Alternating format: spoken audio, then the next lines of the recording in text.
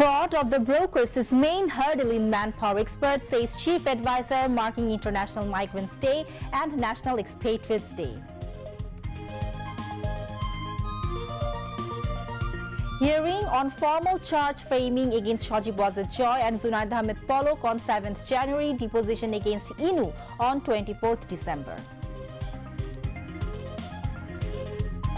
Tribunal take complaints against Ziaul Hasan for enforced disappearance and extrajudicial killing into cognizance, hearing on 21st December.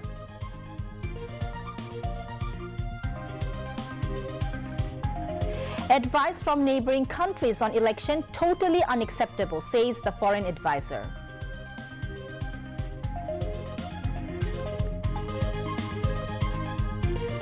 Election Commission urged mass media to ensure just opportunity for all political parties for electioneering in upcoming polls.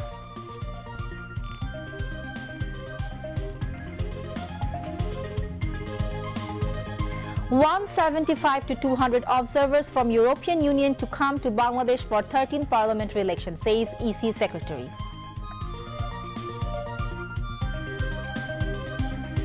All organs of Osman Hadi remain active except brain. Stable condition needed for surgery.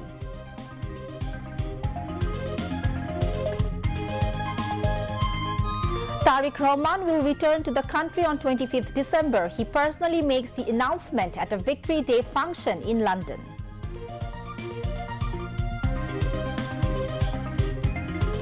New embargo in visiting the US, 7 countries in the ban list including Palestine and Syria.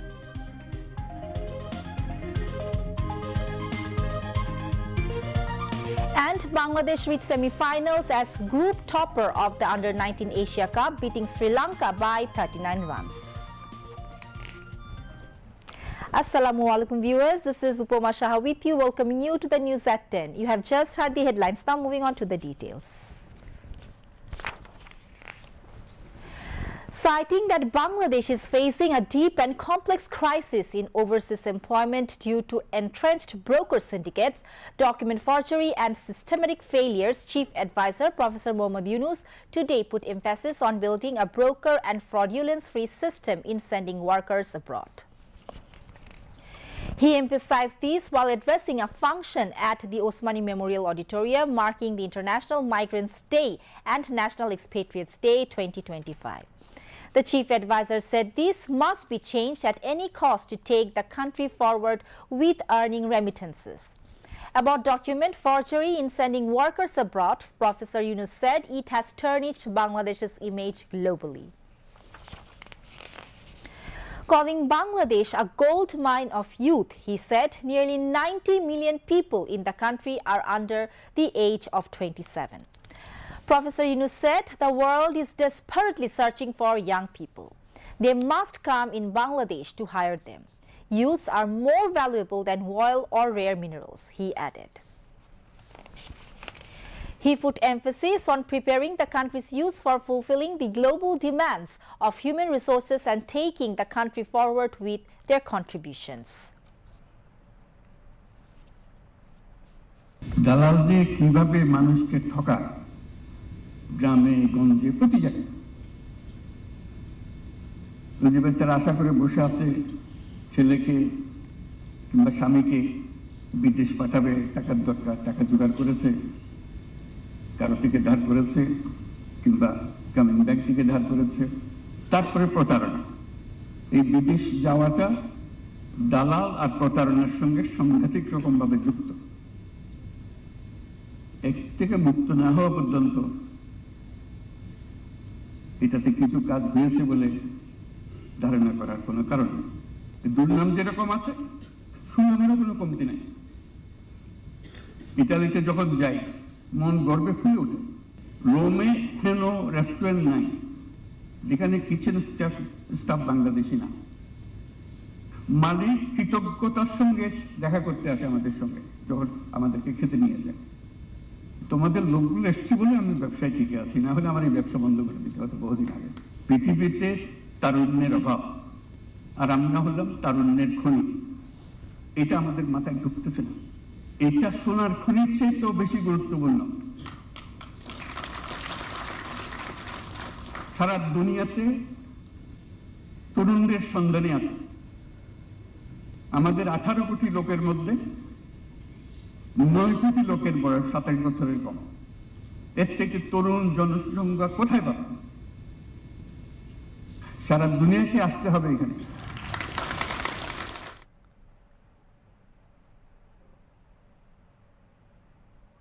Expatriates Welfare and Overseas Employment Advisor Dr. Asif Nazrul spoke at the event as the special guest, while Senior Secretary to the Ministry Dr. Niamatullah Bhuiya delivered the welcome address. Expatriate Raju Ahmed and returning expatriate Shanara Akhtar Shanu shared their experiences at the function. At the event, Dr. Asif Nazrul handed over a task force report on reforms and strategic realignment of the ministry to the Chief Advisor. Later, Chief Advisor Professor Yunus distributed checks of insurance benefits, medical assistance, financial aid, compensations and scholarships for meritorious children of expatriate workers at the event. He also handed over the crest among the CIPS of Bangladeshi expatriates.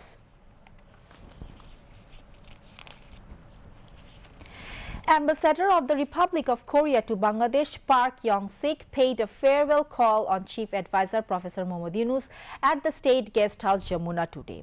During the meeting, Ambassador Park expressed his condolences and deep sorrow over the deaths of 6 Bangladeshi peacekeepers who were killed in a recent drone attack on a United Nations peacekeeping base in the Abilia area of Sudan. The ambassador also conveyed his best wishes for Bangladesh's democratic transition, expressing hope that the country would hold a free, fair and peaceful election on February 12th. Both sides discussed ways to further strengthen Bangladesh-South Korea relations, including attracting greater Korean investment in Bangladesh, the status of a planned comprehensive economic agreement, investment in human capital, and the expansion of cultural exchanges between the two friendly nations. Chief Advisor Professor Yunus congratulated Ambassador Park on the successful completion of his tenure and thanked him for his contributions to deepening bilateral relations. Professor Yunus said Bangladesh has undertaken a series of reforms to attract foreign direct investment in the country.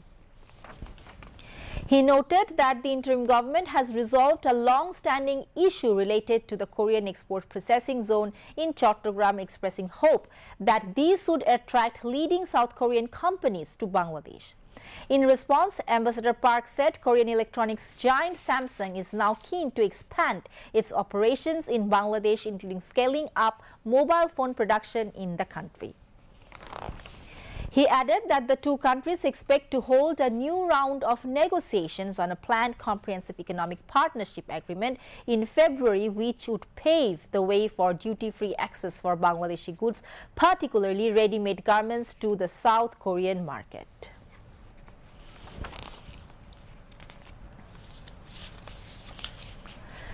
In a case of crimes against humanity involving 3 charges including enforced disappearances and extrajudicial killings, the International Crimes Tribunal has taken cognizance of the charges against former Army officer Ziaul Hasan. A hearing on the framing of formal charges has been set for December 21st. In addition, the International Crimes Tribunal has scheduled January 7th for the hearing on framing formal charges against Shajib Wazir Joy and Junaid Ahmed Polok on 3 specific charges, including assisting perpetrators of genocide by shutting down the internet. The hearing was held before a 3-member judicial panel of Tribunal 1 led by Justice Golam Mortuza Mujumdar. As Joy remains absconding in this case, the tribunal has appointed State Defense Counsel on his behalf. Earlier, the tribunal issued an arrest warrant against Shajib Wazir Joy on December 4th and ordered the publication of a newspaper notice on December 10th directing him to appear before the tribunal by December 17th. Meanwhile, the same tribunal has fixed December 22nd for the hearing on framing formal charges against Salman F. Rahman and Anisul Haq on 5 specific charges, including instigating the killing of protesters by imposing curfew during the July mass uprising.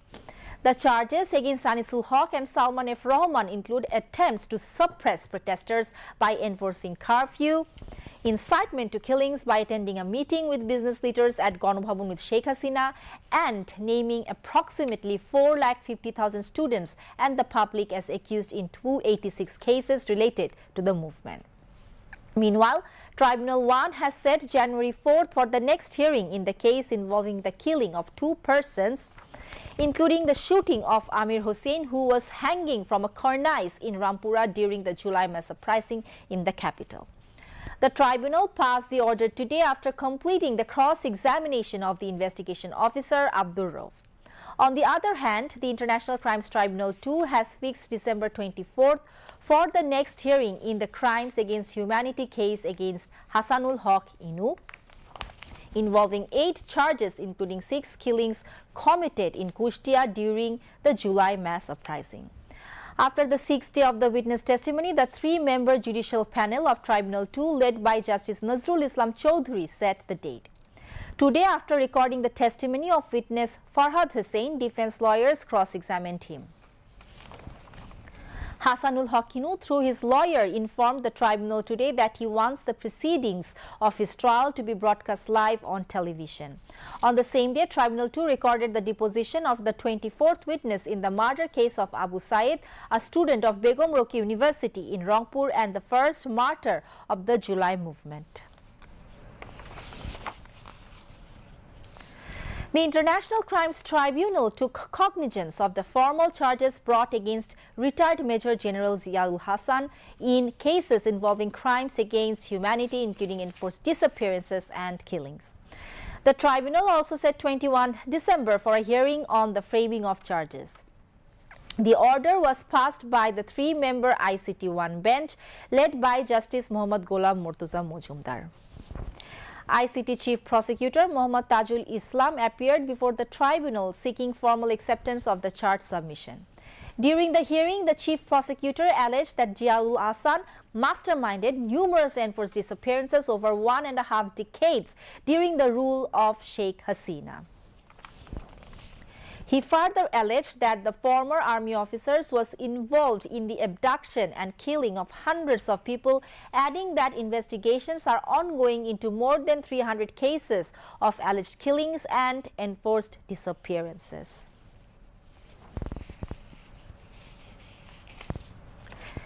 Chief Justice Dr. Soed Refat Ahmed has opened up a new courtroom of International Crimes Tribunal this afternoon. The trial of crimes for enforced disappearance during the fascist Awami League regime and the trial of crimes against humanity during the July mass uprising are taking place in these 2 international crimes tribunals. So far, the activities of Tribunal 2 were going on at a tin shed building of tribunal premises. On the other hand, the activities of Tribunal 1 are going on at the main building. From now, the trial activities of Tribunal 2 will continue at the new courtroom. Tribunal 1 Chairman Justice Muhammad Ghulam Murtuza Mojumdar, Tribunal 2 Chairman Justice Nazrul Islam Chowdhury, Supreme Court Registrar General Habibur Rahman Siddiq and Chief Prosecutor Muhammad Tajul Islam were present. Foreign advisor Mohammad Tauhid Hussain has said Dhaka does not seek advice from India on Bangladesh's election process, calling New Delhi's recent comments unacceptable while reaffirming the interim government's commitment to holding a free, fair and credible national election. He said this while responding to journalists' question at Foreign Ministry in Dhaka this afternoon. Tauhid Hussain referred to some recent statements from India that included advice on Bangladesh's election, which he said that the interim government does not consider necessary. He also commented on recent diplomatic exchanges between Dhaka and New Delhi, noting that the Indian High Commissioner in Dhaka was summoned last Sunday, while Bangladesh's High Commissioner in New Delhi was summoned 3 days later today. The advisor further said tensions in Bangladesh-India relations have existed since the formation of the interim government, adding that Dhaka seeks good working relations with New Delhi, though progress requires effort from both sides. Responding to concerns raised by New Delhi over security at the Indian High Commission in Dhaka, Tauhid Hussain said security had been strengthened in view of a program announced to surround the mission today. The Election Commission has called for ensuring equal opportunities for all candidates in election campaigning on Bangladesh television as well as all private television channels on the occasion of the 13th National Parliamentary election and the referendum. The Election Commission convened this today through a notification signed by its Director of Public Relations. The notification stated that creating an appropriate electoral environment is essential for holding a free, fair and credible election. Both state-run and private television channels can play an important role in creating a conducive electoral environment by ensuring equal opportunities for all candidates in disseminating information. It further mentioned that while broadcasting various programs, interviews, talk shows or election dialogues organized in connection with the upcoming 13th National Parliamentary election and the referendum, special attention must be given to providing equal opportunities to political parties and candidates. Students Against Discrimination (SAD) today urged the Election Commission to ensure that dummy candidates who participated in the last 3 elections are barred from contesting in the upcoming election. SAD Chief Coordinator Hasib al-Islam shared the demand with journalists after a meeting with Chief Election Commissioner CEC Nasiruddin at Nirbachon Bhavan in Agargaon. He said their discussion with the CEC also covered the overall election atmosphere. Hasib al-Islam alleged that dummy candidates in the last 3 elections helped provide legitimacy to genocide. He added that a legal notice has already been served on the Election Commission seeking restrictions on the participation of dummy candidates in the forthcoming elections. The European Union will send 175 to 200 observers to monitor the upcoming parliamentary election and the referendum on the July National Charter scheduled to be held on February 12th next year. The EC Senior Secretary Akhtar Ahmed informed this while briefing newsmen at Nirbachon Bhavan in the capital today. The EC Secretary also informed that the EU delegation will be held by European Parliament member Ivers Ijabs. No discussion took place by the Home Ministry on providing arms to the candidates before election, the EC Secretary said, adding that if needed, election code of conduct will be amended. Earlier on December 11th last, CEC Nasiruddin announced the schedule to arrange the 13th parliamentary election and the July referendum on February 12th next. According to the election schedule, the deadline for submission of nomination paper is December 29th, while the scrutiny of nomination paper is on December 30th to January 4th, and the last date for the withdrawal of candidature is January 20th. The election campaign will start on January 22nd and continue till 48 hours before the balloting period 7:30 a.m. on February 10th. Half of the country's total voters are women. Their participation and decisions can play a decisive role in determining the outcome of elections. Female voters said that they will not be influenced by muscle power or money. Instead, they will vote for parties or candidates who will carry out women-friendly initiatives after coming to power.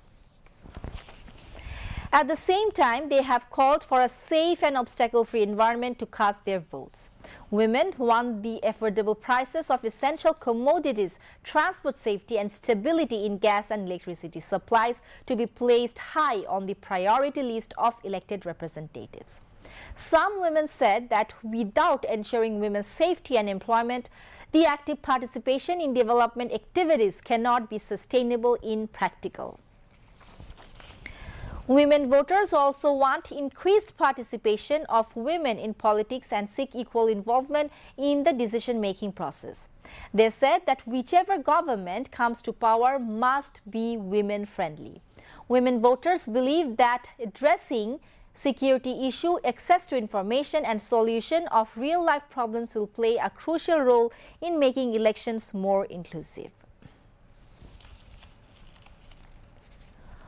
All physical organs of Inqilab Moncho spokesperson Sharif Osman Hadi, who is undergoing treatment in Singapore, are functioning except for his brain. However, surgery is required to activate his brain, and for that, his physical condition must become stable first. This information was shared today at noon in a post published on the official Facebook page of Inqilab Moncho. Providing the latest update on Osman Hadi's condition, the post said, "We are waiting for his health to stabilize. To prepare him for surgery, his body must be fully stabilized first. The treatment may take place in Singapore or England. Surgery is required to activate the brain." The post further stated, "At present, the main goal is to re-establish the connection between the body and the brain. All other organs apart from the brain are active." His family has requested special prayers for Hadi. BNP acting chairperson Tarique Rahman is set to return to the country on 25th of December. He made the announcement on Tuesday while addressing a discussion in London organized by the UK BNP marking the Great Victory Day. Tarique Rahman said the achievements of the 2024 mass uprising do not belong to any single party. Rather, these achievements are the result of the long struggle of the people of Bangladesh.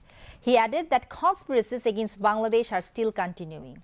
Calling on party leaders and activists to remain united, Tarique Rahman urged collective resistance against anti-state conspiracies.